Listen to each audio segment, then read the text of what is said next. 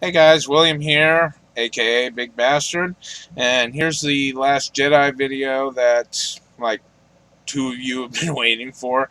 I say that a little sarcastically because, I don't have a huge subscriber base for that, but I've already rambled about YouTube's policies and fucking over the content creator. I'm not going to go into that here. Again, though, those of you who have viewed and have supported me, thank you very much. Now, here's this should actually be titled maybe a response video, and a lot of people don't do those anymore, but they're more into the reaction videos. This is effectively a response video to Angry Joe's outlining of the issues in The Last Jedi. And I watched all three of his Last Jedi videos. The only one I didn't watch was a spoiler-free one because I didn't need that. But I'm going to address not only his arguments, but some of my own stuff, some of my own thoughts, and let you know how I felt about overall about The Last Jedi. Now, my sister and I usually go and see these movies. When my other sister lived here, we would all three used to go and see the movies together. Since the one sister moved away, it's just been my other sister. Well, I was pushing through finals, so I couldn't see the opening night of it. She went ahead and went. She asked if it was okay. Yes, you know. She came back, and I noticed immediately that she was. I mean, if the movie's really fucking awesome, you can tell. She come in and she's, man, oh my god, that was such a great movie. And that nothing. And I was like, that's weird, and that's got me concerned. I don't want this to be another Rogue One. And so I gave her some time to kind of simmer and reflect, and about half hour to an hour later, maybe, I asked her, I'm like, so how was it? And she was pretty evasive on it. She's just kind of like, well, you're gonna like some things, but you're not gonna like some other things. Oh, great. It is Rogue One. Well, I went and I saw it. I was happy to hear John Williams' music and see the roll up. But the roll up hits, and it's like the First Order is the dominant force in the galaxy. And my sister always sits behind me, and I kind of waved her forward, and I looked over at her, and I'm like, what the fuck? Since when? Because in The Force Awakens, their biggest weapon, the Starkiller base, was annihilated. Now, we're going to have to address a few issues here to sort this out. But you need to understand what my impression of the First Order and the Resistance was coming off of TFA. I mentioned it in my Force Awakens video, but it bears repeating here. So the impression from the Force Awakens that I got was that, first of all, the name, the Resistance, was totally stupid, because the impression I got was there was some sort of vacuum after the fall of the Empire. You had the New Alliance, New Rebellion, whatever you want to call it. And at some point in time, there must have been a paradigm shift to where this power ended up being dissipated. And so you have two factions that, I mean, overall, you have a largely unchecked galaxy with no formal control over means of legislation over that galaxy. And I thought we're being thrown back into the times when you have almost like interstellar clan warfare type shit going on. And I'm like, so you have, this is how I'm reasoning this, and you have these two factions that start coming up and getting more power, and they start fighting for the bigger piece of ownership of the galaxy, if you will, the bigger amount of shares for the running the galaxy. So the term resistance made no sense because you had no formal power against which you was resisting. And I mentioned that in my TFA video. I'm like, that makes no fucking sense. Well, Angry Joe explained in his 10 things he got wrong about Star Wars video, that if you go to the Star Wars Last Jedi and Star Wars Force Awakens visual dictionaries, they actually lay out the scenario. And the scenario laid out is that there is a new rebellion after the fall of the Empire, but they're becoming complacent, just like the Alliance did. They're becoming complacent, and they're running demilitarization options, but certain groups, particularly group, the First Order, want nothing to do with that, so they go to a secret hidden out section of the galaxy that the New Rebellion's not interested in, and the New Rebellion forces everybody to disarm even previous Imperial colonies or worlds or whatever. And the First Order, meanwhile, is growing its power in secret. Now that makes sense. I'm happy with that. But I shouldn't have to go get a fucking book to find this out. There are some people that only watch the movies. The DK visual dictionaries I never messed with. I don't mess with the DK Star Wars materials because to me they seem like fucking kids' books. That's what DK's known for, kids' books. So excuse me if I didn't fucking go mess around with those and get a more expanded picture of the galaxy at the time. The fact is I shouldn't have to. Because there are some people, while I do collect external materials outside of the movie universe, there are people who only go see the movie elements. Okay?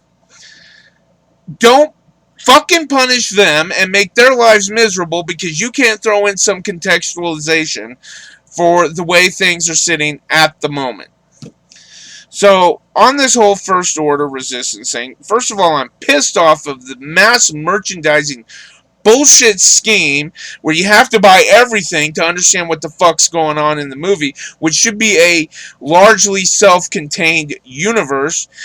It should not only be the primary form of canon, but it should be its own largely self-contained universe with all the expanded elements adding on to that lore. That's the way it had always been in the prior Star Wars universe. So I am pissed about that. And in case you haven't figured it out by now, and I'm going to put it in the descriptor, this is a spoiler-filled discussion. Okay? So this is completely, you need to just, if you don't want spoilers, tune out right now because I guarantee you I'm going to go there with a bunch of stuff. Okay? So, addressing that long spiel, overall though, at the theater, as I was watching the roll-up, other than that slight moment of irritation, I was feeling pretty good about where this was going. And then it starts off with a really tense moment. You have one single Sub-Sorro fighter, aka X-Wing, piloted by none other than one Poe Dameron. And he's facing off the First Order fleet, which had surprised this hidden rebel base, resistance base, and he's facing them down, and he communiques the bridge of Hux's command ship. Great, we're building up an intense moment. It's gonna really just go balls to the walls from here. And so Hux responds, and Poe is totally silent. And then he's like, hello, is Hux there? Am I on hold? Am I still on hold? And he fucking drags this out. Okay? This just totally threw me out of the movie. Okay? For a couple of reasons.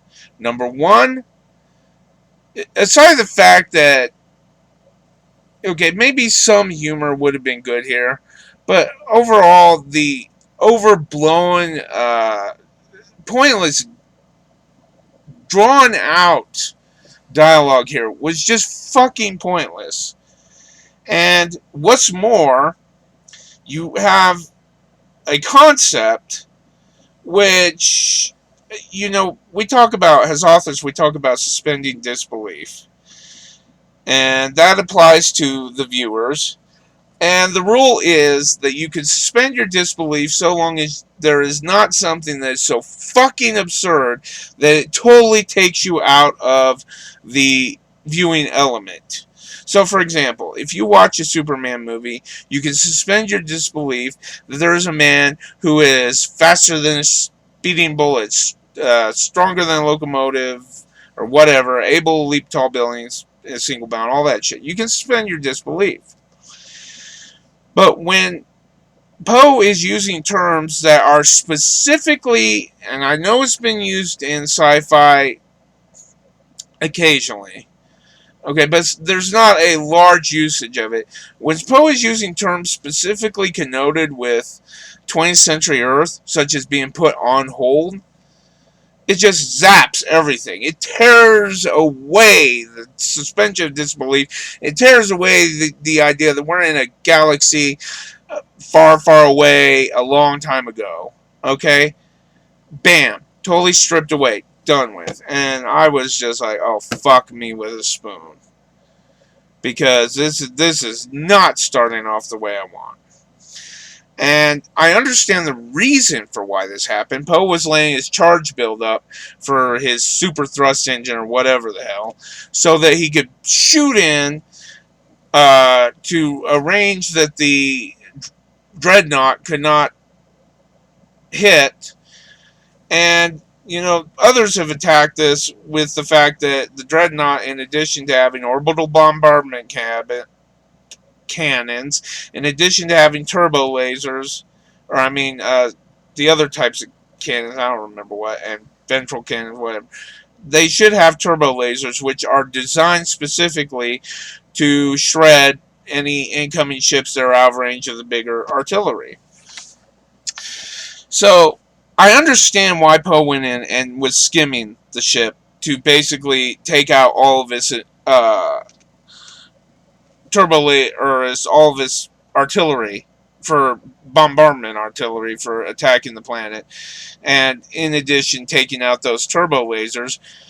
But the idea that number one, that he could do this without him alone being able to do this without any help, backup, anything like that. I mean, Luke destroyed the entire Death Star, but he had a fleet of fighters going down with him. Okay, and then he does this. Now, one thing I did appreciate about this, though, was on the command ship, you know, one of the officers, first order officers, was just kind of chuckling, basically, like, yeah, you know, he can't fuck us up, you know, he's too small. And the commander's just like, oh my god, are you so fucking stupid?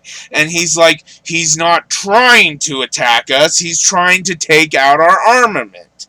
And then he's like, scramble fighters. And of course, then it's been addressed how few fighters actually go out to deal with Poe. But not only that, you know, of course, Poe's doing this to buy time for the rebel fleet to start escaping and getting out of there. And of course, Leia tries calling him off once that objective is realized, that the majority of the rebellion is off planet. And he's like, no, I'm taking this out. And he's like, send in bombers. So next thing you know, 3 bombers show up. Yay, they're going to rush in and destroy this thing. No, they just actually sit there. I guess they had installed new Starbucks units into the bombers, and the crew was just kicking back, sipping lattes. So, you know, of course, Hux is like, hey, sitting targets. Let's have fun with that. And he starts taking out the bombers. Now, one bomber mysteriously and slowly, oh my god, so slowly, makes it to the dreadnought. But the bombardier, you know, Poe is like, my god, get those bombs dropped. Get those bombs dropped. And the bombardier has to go up into her cabin. She finds her crew laid out, and that's why nobody was dropping, you know, activating the bomb bay doors.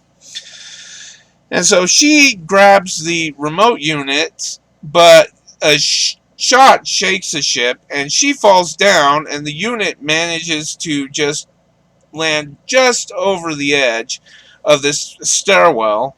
She hits with a thud on this railing platform type thing, where basically you have two gaps where the bombs are released, and in the middle you have a thinner walkway railing. And she lands on that and gets knocked out for a brief moment. God, we don't even know how long. Now, first of all, let's address the fact that you got fucking vacuum coming in there, right? I mean, it's space, okay? She should be dead. But magically, she regains consciousness, and she sees the remote up there, all the way up there. She knows she's not going to have time to climb up there, so she starts kicking this stair deal. The remote falls, starts to go out one of the bomb bay gaps. She reaches over, grabs it, hits it, then brings it to her chest. You know, the bombs start dropping out. She brings it to her chest and has a complacent smile. Has the ship is all of a sudden hit out of nowhere with enough firepower to have destroyed it. That was awfully fucking convenient. And of course, Poe's like, oh my god, you know, when he sees the bomber blow up.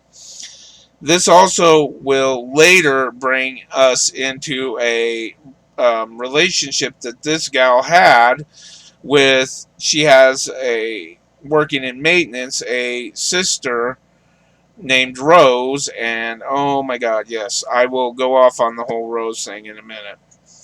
But, so, that happens there. And one thing I did appreciate about it, you know, Poe finally gets back with, after fucking tons of resistance fighters have been destroyed.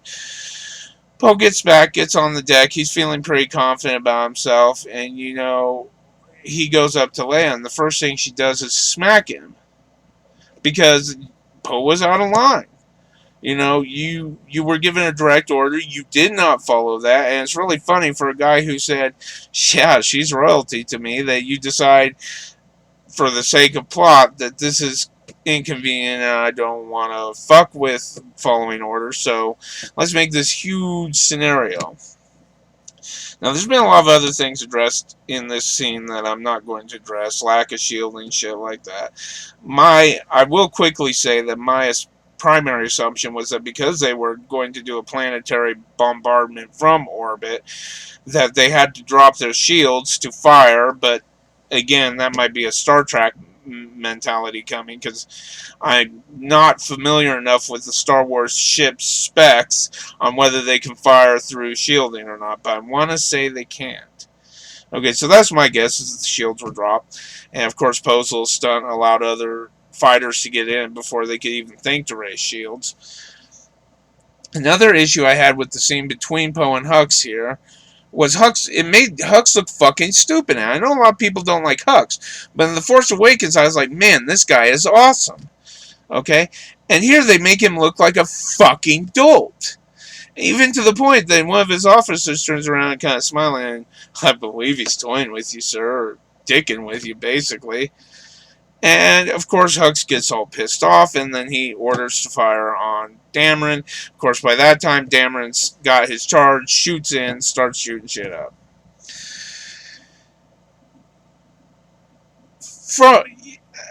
I can passably tolerate this kind of writing. Okay? It has a certain end, it has an objective. I understand the idea behind why things were done, even though I don't agree with them.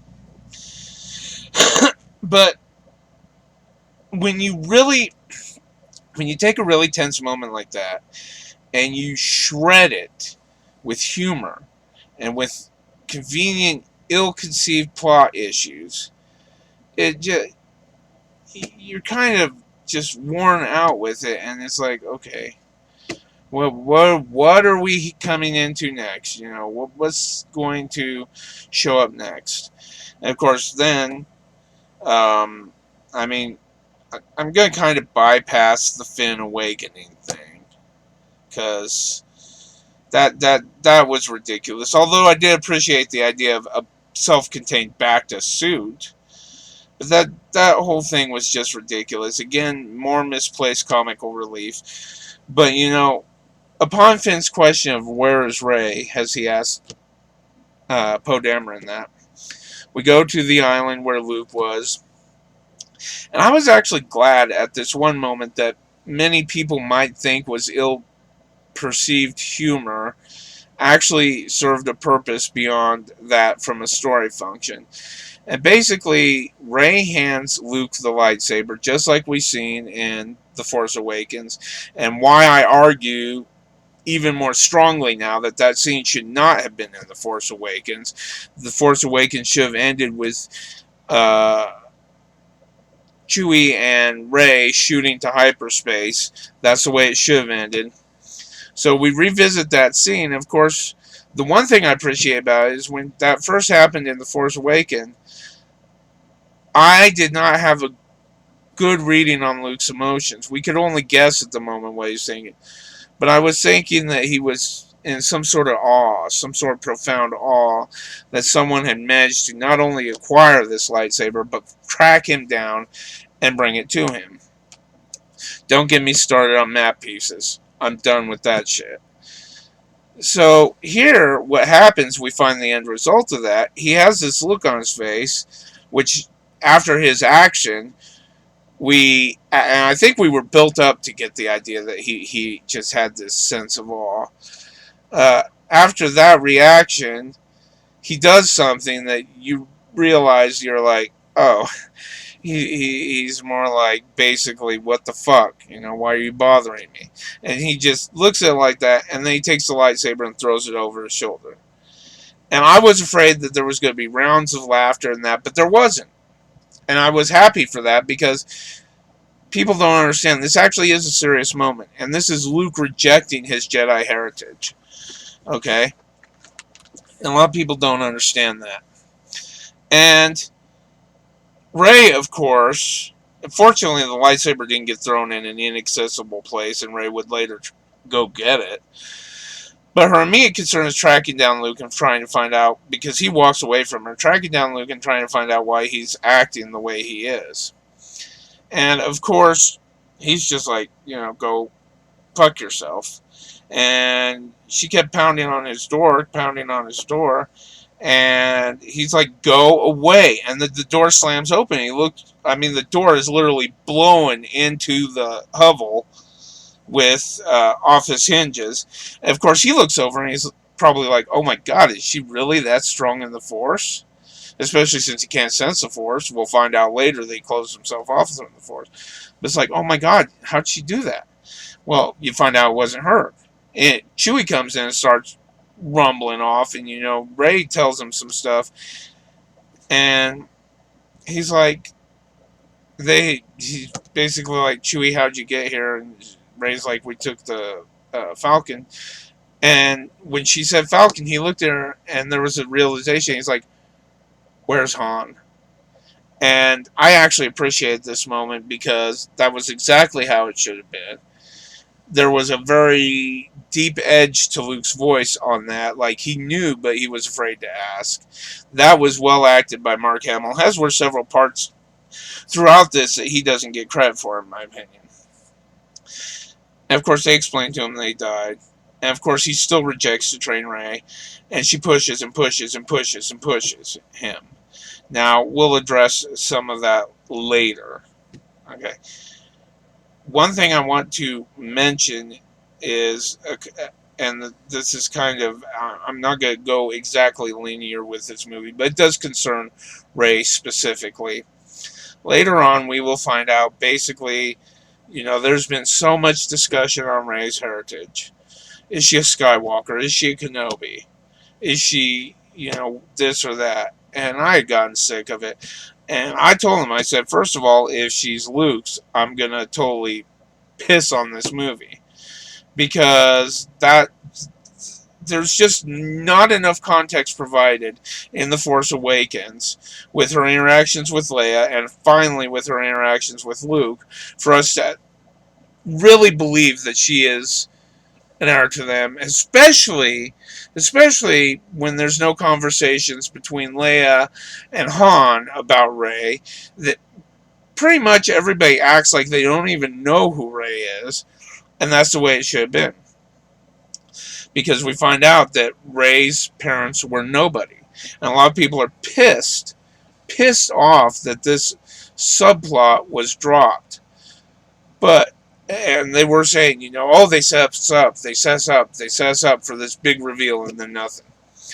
No, if you go through the Force Awakens, there's all sorts of clues that no, it's like basically Rey's desire to be on Jakku, and several times being asked why. Why do you want anything to do with this? And finally it gets to the point with Maz where Maz is like, they're not coming back. Well, obviously it's not Luke. Obviously it's not Han. Obviously it's not Anakin. And people overlook this shit. There's a lot of shit being overlooked. A lot of simple shit. I actually want to name this 10,985 things you definitely missed in The Last Jedi. Because from the complaints I'm hearing, there's no context for these. But anyhow, moving on. Okay. So you go back to the fleet as Rey keeps... Oh, I do want to tack one thing back on the island. So, one of the issues people is having involves a gratuitous milking scene of this creature, whatever it was. And, of course, there's all sorts of jokes about blue milk, green milk, and there's all sorts of jokes about, like Angry Joe said, he's jerking off this thing. Okay. There was some context there that was missed. And one of the things, is like with spearing the fish. Okay, it needed to be understood that Luke was surviving totally off of this island. Totally off of this island. Now, a lot of people could argue about how much you had to show that and to what extent did you have to show it. And I agree, the milking scene was completely ridiculous and, again, takes you out of your element. Again, I believe it's the writers and director trying to offer up humor that is ill-timed and not, frankly, advisable. And I don't think it worked. I really don't. And a lot of people are talking about these little penguin things on the island that were fucking annoying. Okay. But it should not be missed the overall point of Luke sustaining himself solely off of what was on this island. And you see the X-Wing submerged in a cleft, underwater off of a cleft, and that it needed to be understood. Luke was there to stay. He had no plans on going back. He wasn't going to go anywhere from there. And a lot of people, we'll get to Luke in a minute and his attitude, and that's pissing a lot of people off. Okay, but let's go back to the whole interstellar bullshit. Okay, and I don't even remember in what order these two particular sequences happen. So I will just address them in what I believe is the proper order, because I don't remember at the time. Yeah, actually I do. So, Kylo Ren... Oh, and this we need to address. Angry Joe made a point about Kylo Ren and the smashing of the helmet. Now that needed to happen, okay? Because not only were we seeing Kylo Ren break himself from Snoke, it's basically like, well, fuck, I can't do anything right for you. Well, fuck you. Not only is it Kylo Ren breaking himself from Snoke, but it's going to play into events a bit later on that occur with Kylo Ren, Rey, and Snoke. And I'll get to that when I do. So, of course, after Snoke pissed off Kylo Ren to the point of smashing his helmet by telling him, take that ridiculous thing off, you look stupid. Kylo Ren, the First Order is chasing down the Resistance fleet. Kylo Ren gets into a fighter, is flanked by two other fighters. This has been addressed. These three fighters going after this fleet has been addressed. I'm not going to address it anymore. It was clear Snoke wanted Kylo Ren to kill Leia. Kylo Ren zeroes on the bridge where Leia is standing, but he can't do it. He refuses. But then his fighters, escort fighters, swoop in, hit the bridge, blow it all to hell, and Leia gets shot out into space. And we see her limply lying in space, and crystals start to form on her. And I'm like, this is how it should have happened. I mean, it makes me sad, but this is how it had to be. Because, number one, Carrie Fisher had passed during the making of this movie, if I'm not misunderstanding. And number two, we knew that Leia was going to basically end somehow. You have to do that for the new generation. Now, this unfortunately is not a death scene, which it should have been. And I almost think there's some allusion to prior canon, non-canon material, because of course the extended universe has been decanonized, which kind of pisses me off, but I'm not going to go into it. But there's a Star Wars weapons guide where a officer that is an Imperial officer that is being put up for execution by the Alliance. He had been sent on a suicide mission by Palpatine for pissing Palpatine off, and he tells this story of how his ship was destroyed, but he was out there floating in space, and he was describing the sensations and all this as he was beginning to die. Of course, he gets saved, by whatever stroke of fate. He attributes it to the Force, I believe. And I believe that they were trying to set up with this, but is executed so fucking poorly it's not even funny. Because, number one, there's no external mechanism by which Leia is saved here. She literally pulls a fucking Superman and flies to the destroyed bridge. Other people have addressed the mechanics of space flight and the vacuum, lack of vacuum thing, but it just looks cheesy. Even if you wanted to believe Leia could do that, and we have no reason to believe that. We have absolutely, as far as I know, extended universe or otherwise, we have absolutely no connotation for a Jedi being able to survive without oxygen. Especially, a human Jedi. We have no connotation or context for that I can actually recall. Now, fact check me. If somebody knows this, go ahead.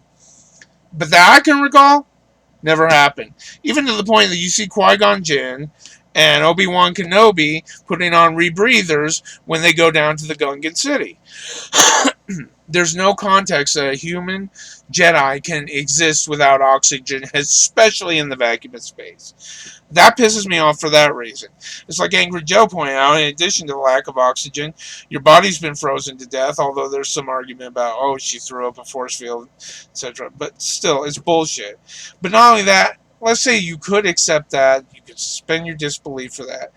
The visual of her flying to the bridge, arm extended, literally fucking looking like Superman.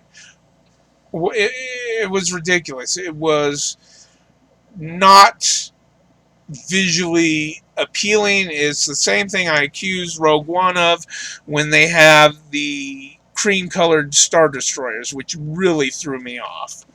Okay, a lot of things in Rogue One threw me off, but yeah, it's just horse shit. And now that I'm in the middle of this review, I want people to understand I don't hate Last Jedi, but I'll get to that towards the end. Okay, so you may think the way I'm rambling or doing my ranting that I hate The Last Jedi. I don't. I'll address that at the end.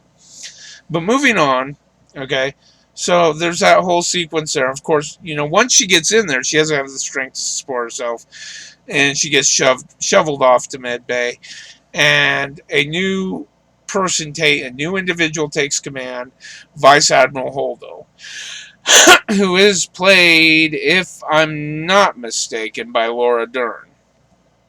And I didn't check that, but anyhow, so the fact is there's a new commander in charge. The fact is she doesn't sit well with Poe's tactics. Okay, now a lot of people have asked, why didn't Holdo tell Poe the plan? Look at the shit he just did.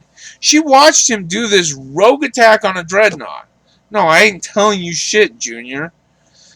Yeah, a lot of people are like, well, Leia trusted him. Okay, she may have trusted him, but after slapping him, I forgot to mention this, after slapping him, she demoted him because his actions were reckless and stupid. While I do feel they fit within the context of who Poe was, though. Now, oh my god, this is going to end up getting into some of the worst part of the movie, and I'll explain that in a minute. So I do understand Holdo had her reasons for not telling Poe jack shit. I think she was smart to tell him, just shut up and follow orders. I do agree that to the point where Poe incited mutiny, that she should have been like, look, you need to understand, we have this covered. I have a plan. And if you just put your guns down and listen to me, I will share that plan with you now that you've forced my hand. Okay? Yeah. By the time it got there, she should have been forthcoming completely. But let's get to where this leads. This leads Poe wanting Finn and Rose. Basically, Rose had found Finn trying to escape to go warn Rey about the First Order. And that didn't sit well with Rose, because initially she was talking about what hero he was, and then he turns out to be a coward in her eyes for running, so she tases him. Okay? But it should be understood that the First Order has not only tracked down and cornered the fleet, they have cornered the fleet not only because they pressed their fuel reserves, but because they managed to track them through hyperspace. So Finn and Rose are beginning to figure out how this hyperspace tracking works. They know it's not a person because of the way it's set up, and they understand the way the mechanics of the device works. So they go to Poe, who's obviously pissed off with Holdo, and come up with this fucking stupid plan. And this just blows my mind. Because the only way they can get to and shut down this deal is to get past the ship's shields. And some other shit that they need a code breaker for. Okay. This is a really horrible subplot. I don't care if you defend Last Jedi. I don't care if you hate it. This will be universally recognized by everybody as the fucking shittiest subplot that could ever be written. They contact, for no reason that I can think of, she was a 2-bit cameo for all points and purposes. I know a lot of people think she played a bigger role in TFA. I don't look at it that way, and I've never liked the character. Maz Kanata. They contact Maz Kanata. She's in the middle of her own shit. She's like, I can't help you. I've got my own fight going on here. You need to find this code breaker. He wears a certain type of lapel pin. Okay, that's all she gave him. And where can you find him? You can find him down at Canto Blight, which coincidentally happens to be right in the area. So Finn and Rose go to Canto Blight. Oh my god. Some people have called this the pod racing of The Last Jedi, and it really is. I mean, fucking A. It serves no purpose to advance the plot. The idea that you're completely trapped and surrounded by First Order forces, and you're going to engage on a mission that you have set up as it's the only way we can get out of this, and you go and you run off and try to find this mysterious entity, and you get on the planet, you end up getting captured. By chance, you find a code breaker, okay, played by Benicio del Toro, who says he can help you. You don't believe him, but when he walks out of the jail cell, you're like, yeah, maybe we should follow him. It's ridiculous. The whole Canto Blight scene should be deleted in any special edition of The Last Jedi because it is fucking stupid. It makes no sense. The fact that they rested their last hope on an extensive, time-consuming mission makes no sense. Now, that said, it did have some merit, and I will address those merits. Number one, Finn was really enamored by the place. Rose hated it. He's like, why do you hate this place? And she's like, look around you. And she's like, take a closer look. And Finn thought, oh, that means binoculars. He kind of had Ray's thinking in there, and I'll get to that in a minute. And so he checks the macronoculars out, and he starts seeing these darker sides of the planet: animal abuse, child slavery, all of which were addressed in Angry Joe's video. That was a powerful moment for me. Okay. But then you get into more ridiculousness, save the world shit. And the only other good thing about this was where it led up to a conversation between Finn and the Benicio del Toro character who had gotten off Canto Blight with them, claiming that he could code break for them.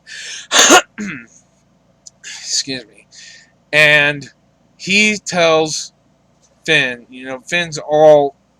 First of all, it was funny because the guy was going through the ship's drawers and that, and Finn's like, why are you robbing from yourself? And then he stops and he's like, this isn't your ship, is it? And this starts a discussion between them where, Finn's talking about his pure hatred of the First Order. And the guy's like, why do you hate the First arms dealers helping the First Order. And he's like, why do you hate the First Order in this? And Finn starts to tell him, and, this idea of the arms dealers working with the First Order, it just did not sit well with Finn at all.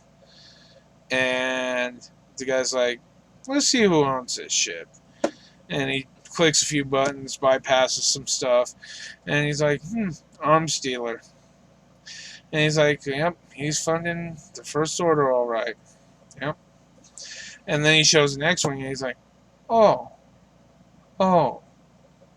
And it looks like he's funding the other side, too. And I thought that was a powerful moment, and I thought that set up realization for Finn, an epiphany, that maybe the good guys aren't really the good guys. Or maybe the good guys are doing just as many bad things as the so-called bad guys. And that was a powerful moment for me. But pretty much everything else was blown to hell. The only other thing I did like, and there's a nuanced bit in here that I think people miss a lot with BB-8. So, like, if you go back to The Force Awakens, and you watch him as he's going down the stairs, he carefully looks down before he rolls down to each step. Like he's watching a step. Which is funny, because he's a spherical ball. Okay? In here, there was the same type of moment where this little midget thing was putting coins in BB-8. He was drunk, and he thought BB-8 was a slot machine. And BB-8 keeps looking down, and he shakes his head like, no, you didn't win nothing. And the guy gets frustrated eventually and starts kicking at BB-8. Well, then, when Finn and Rose are on the run, and BB-8 joins them, you see him shooting down these stairs. You actually hear him clanging, and that will set something up, okay, which you will not really be able to understand this until you hit a second viewing, okay, because what you'll see is there's a scene where BB-8 has fought some of the jailers on Canto Blight, and Benicio del Toro's character finds him, and he's like, what the hell? And he's like, are you alone, basically? And this guard comes up on him, and BB-8 turns, and he unleashes this little slotted deal, and he starts shooting coins out of it. Now, if you go back, though, when they're running, when BB-8's running with Finn and Rose from the guards before they get in prison, you will hear him jingling as he runs down the stairs with all this change that little creature had been putting into him, which is, I think that's completely well set up and very funny. It's one of the few moments that I thought was genuinely funny. So we jump back. Of course, they're headed back to be able to code break and get through this deal. And the First Order has pretty much pushed the Resistance to its edges. The Resistance ships were keeping out of range of the First Order, so the story went. And the First Order was just toying with them. They were running out of fuel. Anytime a ship ran out of enough fuel that it was stranded, the First Order would catch up on it, shoot it out of the sky. And they knew they couldn't make a jump to hyperspace because if they did that, the First Order would just track them and then they would be completely out of fuel and be sitting ducks. So Finn and Rose are hurrying back to the fleet so they can initiate this plan. Poe's like, guys, you got to get here faster. You got to get here faster because Holdo's just fucking things up, you know. And they don't get there fast enough, so especially for Poe. So he starts a kind of mini rebellion, if you will, a mutiny. And as you see this mutiny going on, you see Holdo confront Finn or Poe, and he's holding her off, and he's sealed. I think he sealed her off actually out of the deal, and out of the main control room that he was in, and you see sparks coming through the door, and then the door blows open, and Holdo and some other people, if I recall correctly, go in, and Finn looked like he was gonna stun Holdo. Well, then you see a laser blast hit Finn, and turns out it was Princess Leia who magically came out of the recovery unit, and they get him sedated and manage to take control of the ship, and then you find out, okay, we do have a plan. Now, while this is going on, Finn and Rose actually ended up managing to get back on the ship and everything. And, of course, the plan to code break this kind of goes south. And there was a kind of a moment that really impressed me where Benicio del Toro's character was telling them, he's like, you know, if you want this done, you gotta give me something. And she's like, you know, Finn's like, no, fuck that. He's like, we've got your word that you'll do this, and then we'll give you, you know, what you want. You know, that was the agreement. And he's like, I need a little something up front. And he noticed a necklace item that Rose had, and it had been from her deceased sister. It was one half of a locket they shared. He's like, is that a certain type of metal? And she's like, yeah. And he's like, that'll do. And Finn's like, no, hell no. And she throws it to him, and it's like end of discussion. Well, they get into the ship, the First Order ship, and the guy, Benicio del Toro, Codebreaker guy, takes that deal and he shorts a deal and he tosses it back to her. He's like, you know, so and so metal is a great conductor. And so they go in and they end up getting captured by the First Order while they're trying to code break. And everybody got kind of pissed at the Del Toro character because he made a deal to get out of it, you know. And it's what he does. You know, the guy was scum, okay? And everybody wants some sort of turn, you know, some sort of swerve. Either the First Order kills him and takes back their resources, or he turns on the First Order and actually helps them out. No, that's not the way it is. You think, and this whole idea of characters that show up and don't last long, and they make a cool appearance. Everybody wants more from them. Okay, remember Boba Fett? Yeah, enough said. Okay, but not only that, let's just kind of go past Boba Fett for a moment. There, Boba Fett is not the only bounty hunter in Empire Strikes Back. Everybody misses this. There is 5, I believe, including I think it's Lom 4, IG-88, Bosk, and I think there was one other, and I'm trying to remember who it is. And these characters are never mentioned again in Star Wars movies. They literally stand on a bridge. Bosk says something to an admiral who was like, bounty hunter scum. And Bosk made a acerbic remark to the admiral. I believe he said something like, they're still out there, basically implying you guys haven't done shit. Okay? And then the only other dialogue spoken by any bounty hunter is when Darth Vader tells Boba Fett, he's like, no disintegrations. And Boba Fett's like, understood. Okay? That's it. And everybody thinks that to basically say that these other 4 bounty hunters had wasted appearances in the movie is stupid. You're laying out a tapestry, and not every color gets to shine as brightly. If you had all colors shining as brightly as the main colors do, then you wouldn't have a tapestry. You'd have one big blob of assorted colors. It's basically what it is. And nobody appreciates this layering. Okay? So, hey, that worked out. That part worked out great for me. And then there's this deal with Phasma. Okay.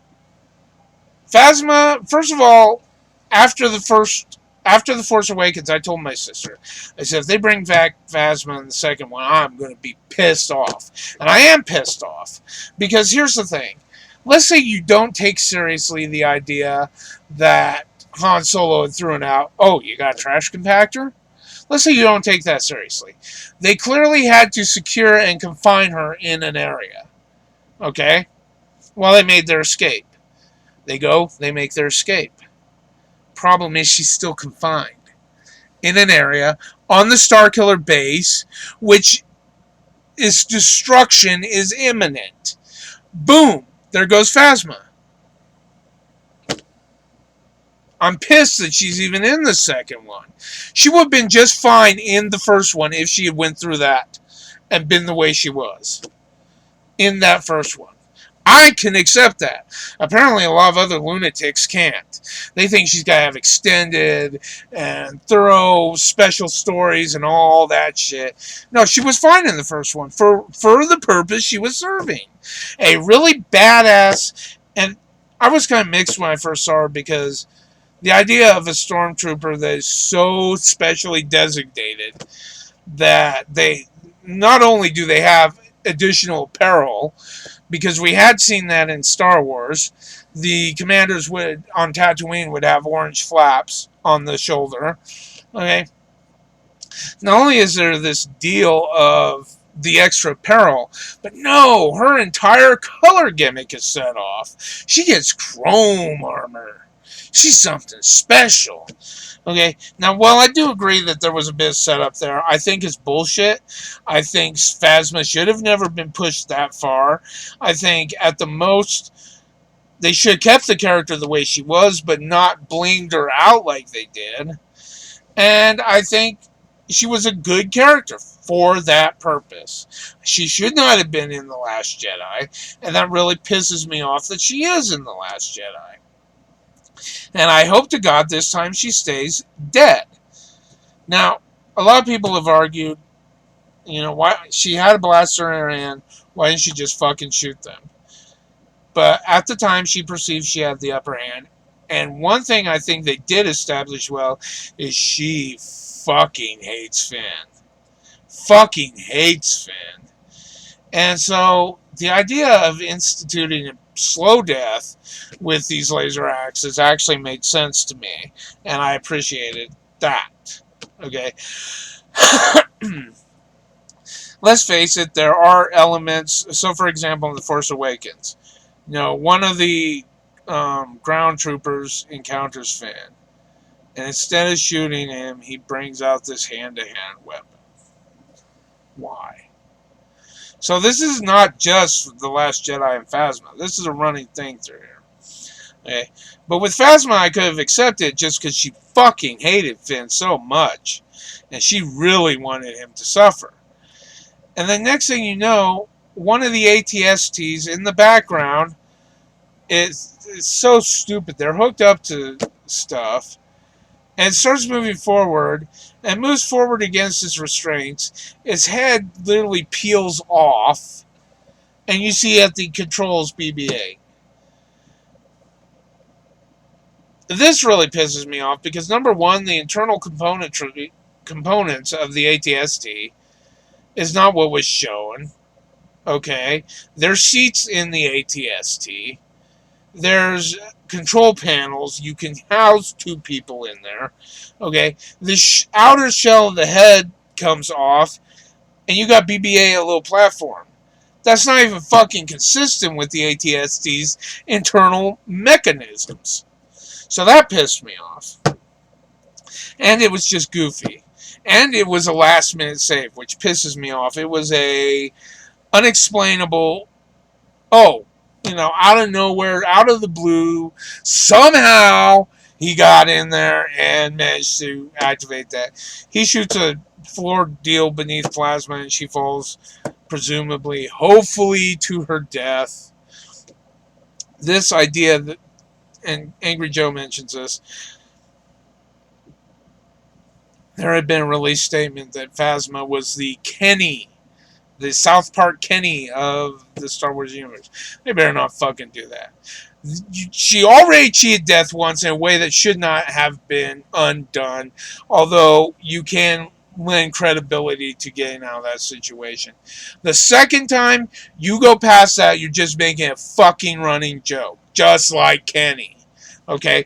Don't do that. Don't go there. Don't piss me off that way. So that wraps up kind of that scenario for now. Should be noted that by this time, Rose and Finn had started. Rose had been in love with Finn anyway, like they say, over the course of 12 hours, which is fucking stupid. Okay. And they had started getting closer, not like that, but as friends and shit. That kind of wraps that up for the minute. Okay.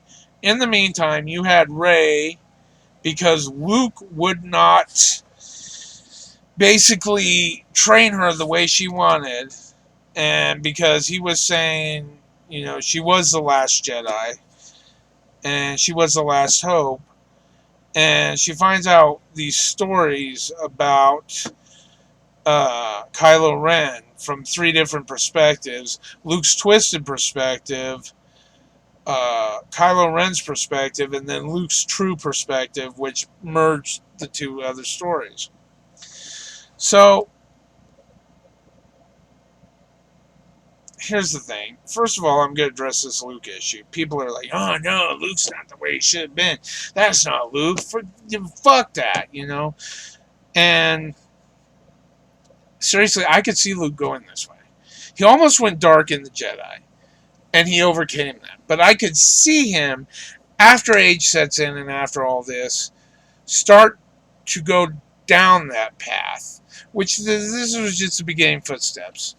And basically he was all, I'm done. I came here to die and close the Jedi Order out. There will be no more Jedi. Of course, then Rey shows up begging him to train off. Also happening about this time, we have a kind of intergalactic link forming between Rey and Kylo Ren.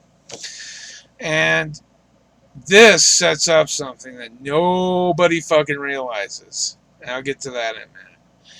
But we later find out that Snoke was responsible for this link, so that basically Kylo Ren could bring Rey to him. So Rey tells Luke, she's like, there's good in him. He can be saved, and I'm going to him, And Luke's like, you're making a big mistake. But she goes anyway. to Kylo Ren. And this sets up a scene between Yoda and Luke. Now, I do want to say there's been a lot of pissing on Rey because of people don't think she should be able to be as force adept as they claim she's being, which I think is beyond what is actually implied. We see her do what? We see her do a fucking simple mind trick in the first one. We see her move rocks. Okay. There is discussion about her lightsaber skills. Okay, you gotta remember, first of all, she began with a staff weapon. She became proficient with that.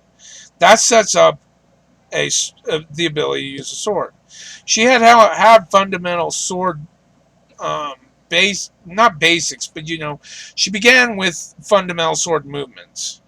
Even on this planet that Luke was sequestered on, the movements were very basic. The movements were very childish. Okay, even though she had done some better movements during yes, she was raw, but she had done some flashier movements when fighting against Kylo Ren. You could set up for her increased ability of lightsaber that way. Yes, I agree it's an out, but it's not as quite as much an out as some of the other things that are in this movie. But I do think that people are overblowing her force sensitivity, and I do think that they're making too much out of stuff that's actually nothing. And I want to address a moment the Stark side hole that was on the island. And basically, Rey got into contact with this dark force, and this was during a lesson that Luke was giving her on levitating rocks. Not only did she begin to levitate rocks, but she began to not levitate, but she began to shake the entire structure upon which they were standing. Scared the shit out of Luke. He's like, she mentioned the dark area, and he's like, you didn't even try to resist it. You ran right to it. He's like, if I had any doubts about training you before, I sure as hell don't now. And, of course, that didn't settle well with Rey. So she goes back to that area after Luke pisses her off. And she had fought him and confronted him about Kylo Ren. She goes back to that area, and she goes through this journey where she finally ends up in basically a hall of mirrors. She reaches out to touch it, hoping that she could find her parents, because it says it will show you your greatest desire. And people are like, poking fun at that. Oh, it's just a hall of mirrors. There was no dark side deal. Nobody's contextualizing back with Empire. Remember what Yoda told Luke. What is in there? Only what you take with you. Rey took that desire for her parents with her, and that fear that she would never know them. And so just as she touches it and the shapes start to form, poof, they're gone, giving realization to her fear. Makes fucking perfect sense to me. I don't see how anybody else misses that. That's the way it should have been. But somehow that made Rey stronger, not in the dark side, but towards the light side, and we'll get to that in a minute.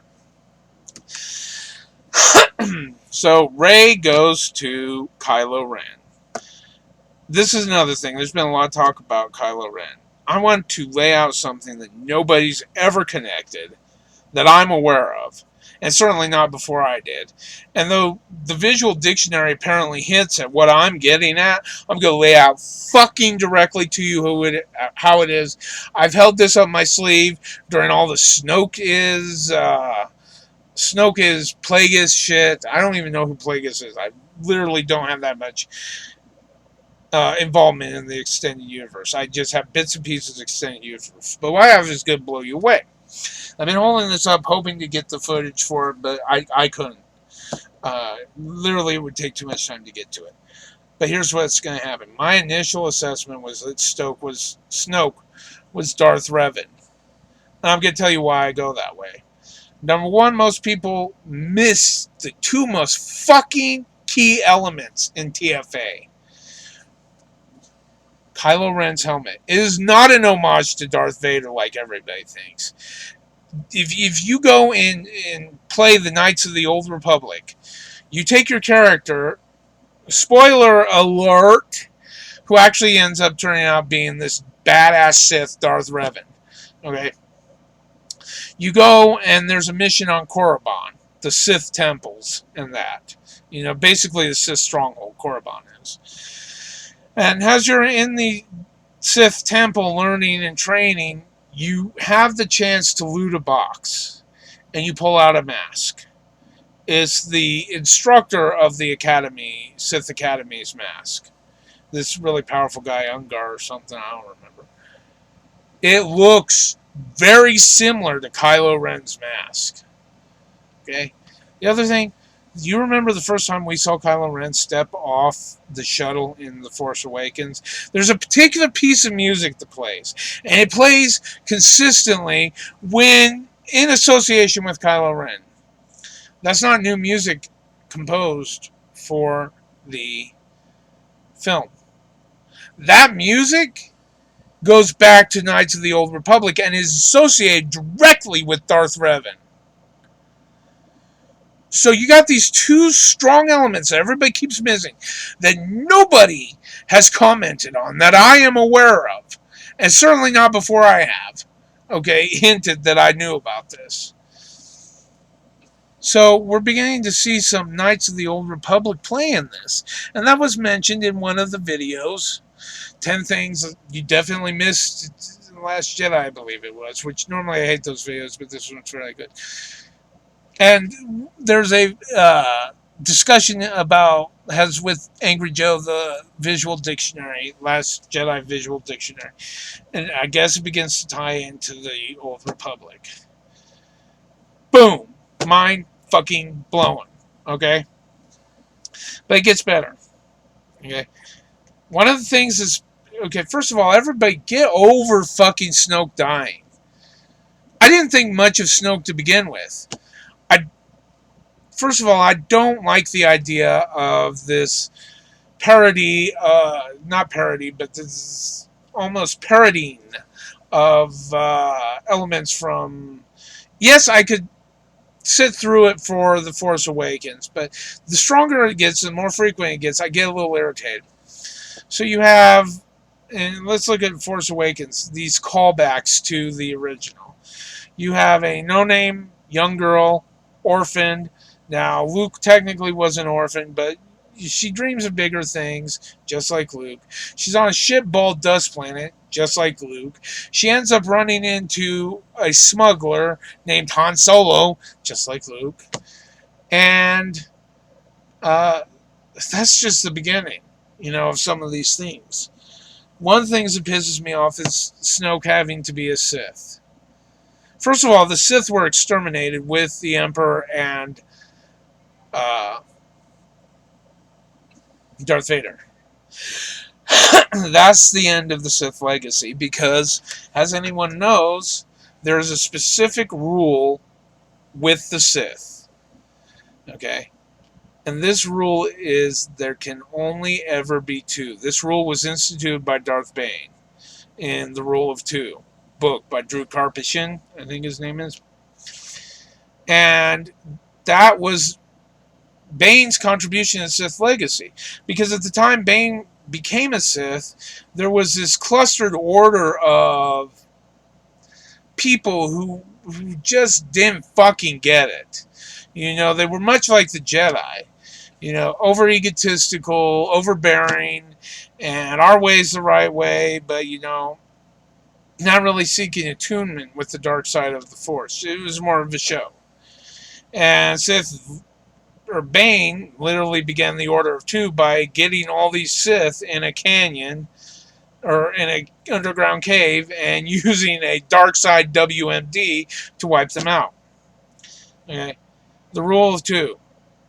Now, granted, one could argue that Snoke and Snoke and Kylo Ren are becoming the Sith student pair for the new order. Now, this creates some of its own problems because it's been said that no, Snoke is not a Sith. Well, first of all, he's training Kylo Ren as a Sith. He's training him in the dark side of the Force. Now, while it's possible he could be purely a dark side user, they do exist outside of the Sith Order. It's unlikely. I mean, especially if that vacuum exists, somebody's going to be wanting to fill it. And, this poses an interesting question. Maybe it has been filled. But the point is we have to assume from the way Snoke was training and treating Kylo Ren that he was reinstituting the Sith Order. Okay. But other than that, I did not think Snoke was terribly impressive. I mean, let me rephrase that. I did not think his role was terribly essential. I think he was impressive. I wasn't as impressed with him as other people were, But here's the thing people miss. When Kylo Ren kills Snoke, this comes up repeatedly in Angry Joe's videos, all three of them, I believe. I'm sorry, two of the three. That, keeping in mind that I have not watched the spoiler-free one. This idea that, hey, here's this badass, and he's got this lightsaber rattling to him, and he can't see it. Oh, sucks to be you. Go back to when Rey and Kylo Ren connected. Kylo Ren looked at her, and he said, "You're not doing this. The strain would kill you." And began putting puzzle pieces together. He realized it had to be either Luke or Snoke. Now, it's possible he ruled out Luke if he could not feel his force. If he understood that Luke, instinctively understood that Luke cut himself off from the force, and then he would have been gunning towards Snoke. He followed this little trail. Followed it, kept tangibly holding on to it. And it led him right where he wanted. Because if you watch how this plays out and you actually fucking pay attention to it, okay, you understand there's only one of two things happening. There's only one of two things happening. These are the only two options. And one of them is what's occurring. Either, especially if you listen to the Stokes ranting, okay, this is the most obvious fucking clue, and I'm amazed anybody missed it. Either Kylo Ren was controlling Snoke's perceptions to be able to deceive him, or he was fucking inside Snoke's head and controlling Snoke's manipulations internally, or manipulating Snoke's perceptions internally. Look at that sequence. Look at how that plays out. Listen to Snoke and tell me that's not what's going on. And by all this, the circle comes complete. Snoke pushed Kylo Ren to kill his father, to totally tear away everything that he had held to. That was the one moment that solidified Kylo Ren's Sith career. Because there's another rule. This is something Darth Bane believed. This is something Darth Bane held to religiously. You kept becoming the most powerful Sith. And you trained your student in the ways of the Sith and in the ways of the dark side of the Force. There would come a time, though you would fight it with every part of your being. You believed in a natural selection. And there would come a time when the apprentice would become more powerful than the master. And in that case, there was only one scenario acceptable. One! And that is that the master gets killed by the student's hand. This totally solidifies the full transition from apprentice to master, and is the only way it can occur. Go back and read the books if you don't believe me. This key moment that everybody misses is shot down because nobody fucking pays attention. So, this Snoke thing, I'm done with. I've laid it out for you guys. If you can't go beyond that, then fuck you. But that's how it is. And that's exactly how it is. Now, this video is running a bit long, so I am going to try to wrap it up with some of the other elements that irritated me. Going to um, the resistance, finding. Now, I will say, first of all, I hated the way they did Hux in this. Totally made him look like a goofy dumbass for comedic relief. But when the resistance tracked down the rebels, when the First Order tracked down the resistance under their new supreme leader, Kylo Ren. Okay, now, before I do that, I want to touch on the end of Snoke's death here, right quick. I said that was all I was going to say, but I forgot about this point. Okay, it should be understood that at this point I was very happy because I was starting to see my vision played out, and my vision is what should have happened. Everybody talks about balance of the force. Rey gets more powerful, so Ren gets more powerful. Ren gets more powerful. That's stupid. I'm like Angry Joe. I don't think that's excusable. It is a flawed mentality. But if you do want to talk about balancing things out, okay, how is an apprentice more powerful than master? How does that balance things out? It doesn't. But two apprentices against one master. And this is what the end result of this should have been.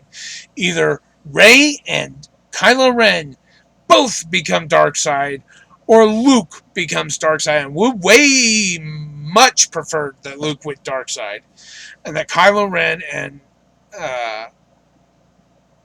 Rey had to fight Luke.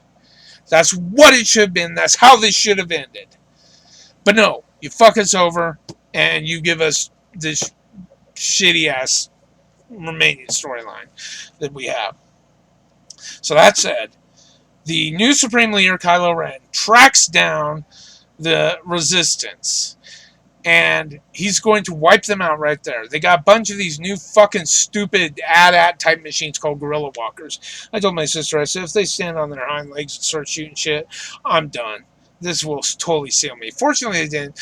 The point is, they're still unnecessary, still totally stupid. There's no excusable reason for their existence, but I'll get done with that in a minute. So he's got them cornered in this cave where they can't escape from. And everybody's just like, oh my god, what's going to happen? Is Rey going to show up and save the day? What? Well, Luke shows up and saves the day. And everybody's like, oh yeah, you know, this is Luke as we wanted him. This is the Luke we've always begged for. Where he goes out and he faces down the First Order and tears it apart. Okay. So Luke goes out after running around the base, you know, making his adieus.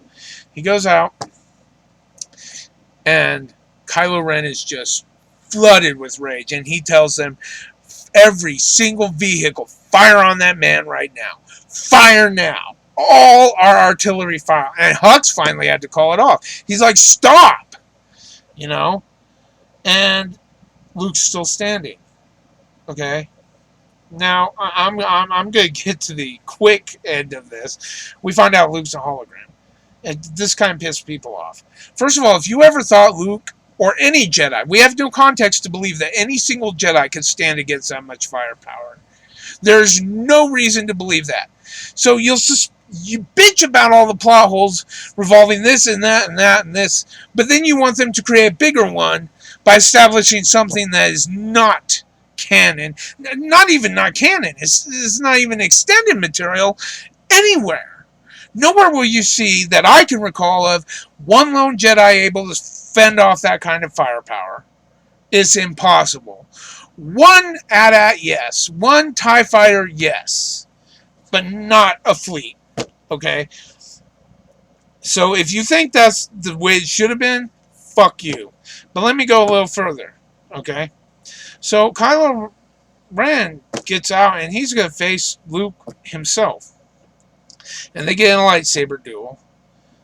And I was waiting so excitedly for this moment. You know, Luke kind of gives the impression that he's going to do the, if you cut me down, I will be stronger than ever before. But instead he tells him, I will be with you forever. You know, basically. As enraged, Kylo Ren slices through him. Hologram-ish. I mean, if you want to call it that. And we find out that Luke's actually projecting himself all the way from this planet, galaxies away. And um, Kylo Ren, once he cut through him and Luke didn't dissipate, he kind of pokes his saber through him and realizes he's been tricked. Now, Kylo Ren, I'm amazed that anybody overlooked the fact that Kylo Ren was flooded with rage and therefore could not sense that this was a force projection. I mean, that just seemed so fucking obvious to me. It was like, boom, there it is. Of course, since this is a response video, it's easy for me to say that in hindsight. But, that's the way I've always been about it. It's like, that makes sense to me. I mean, now you see Luke on the planet, and he's all meditating. It's strange. I mean, this is a feat of power unlike any we've seen before. This, as far as I'm concerned, this is actually more taxing than trying to ward off that much Imperial firepower, as mentioned earlier. I mean, thousands, infinite more powerful than that. And Luke finally, under the twin suns, smiles and just kind of fades away. And a lot of people are pissed about that. But this was a redeeming quality for me, given the way they went with Luke, which I don't think is the way they should have went. And that is that Luke handled it exactly like a Jedi should have. He did not engage in combat unnecessarily. He used the Force to diffuse the situation, and he got the objective completed of saving other people's lives. I mean, how much more perfectly Jedi can you get? I'm not talking the asinine Jedi Order. I'm talking the spirit of the Jedi beliefs. So, having attacked, I believe, almost everything on the list that people are bitching about, I really can't think of much more that I've missed. This has been my review, spoiler-filled review of The Last Jedi and a response video to Angry Joe's. And I am hoping actually, that this clarified some things that I believe was missed in the essential layering of the story. And I thought they did a good job with that. My end take on this is that the movie was not bad. It did not suck. I did not hate it. The bad thing about that is I didn't love it. It wasn't good or exciting to me enough to, I mean, if I'm bored, I'll watch it, hey, let's go see a movie. My sister actually asked me twice, 2 other times to go with her. 2 other times I was doing something and I could not. One was homework, one was something stupid, trying to crack the lottery code, but I thought I could do it. I'll get into all that more later. But it didn't compel me enough to go. It's a mediocre movie. Angry Joe answers it greatly by saying it's wishy-washy. Is it here? Is it there? What is it? It's not a good movie. It's not a bad movie. It's just there. Will I watch it again? Yes. I did enjoy it. I enjoyed many elements of it. But overall, I really don't care about it. It's just a movie I don't care about. So, if I were to give it a rating out of 5 stars, I would give it 2.5. I can't even give it enough to be average. So, literally, I would give it 2.5 out of 5 stars, which basically is average if you run down the math. But, yeah, that's all I can do for that. And I hope I've answered every element that has been raised on it. I'm not going to make another video about this. I hope you all enjoyed it. I hope I didn't get too rambling or ranting for you. If you see problems with the video, comment as others have done. I'm sorry, there's one subscriber and I keep forgetting your name. I will get a shout out to you in one of my videos though, because you have been here. You asked me to upload more videos 4 months ago, and then you replied to one of my videos recently.